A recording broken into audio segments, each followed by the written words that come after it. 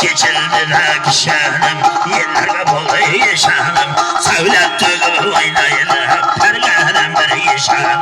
Yerine mekan beylesin, çirake gemleri yaylasın. Şanları kandırmayılar, kafayı yalan teylesin. Şiranı yüzüm toyları, kaynağlar kaynasın.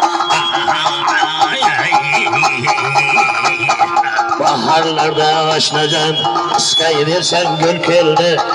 Şunday caylarda, acab gül keldi. Ayta versem şu cayda, alhamlarım ol keldi. Bana yaka bir kara, halvay degen ol keldi.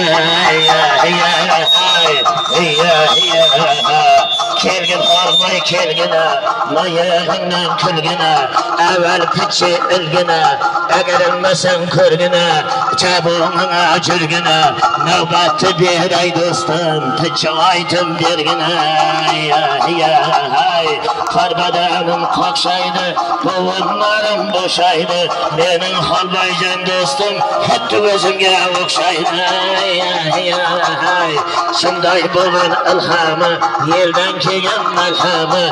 Koşuğunun yoktur kamı, tabatı da hamzamı. Tabatı da zamı var, zamının bir kamı var.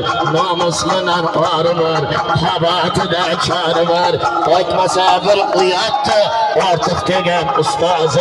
Yeryüzünde sıyattı. Rahmet. Yettik. Yaşa. Yettik. Halvaya kemen. Oyun. Hamma oyun.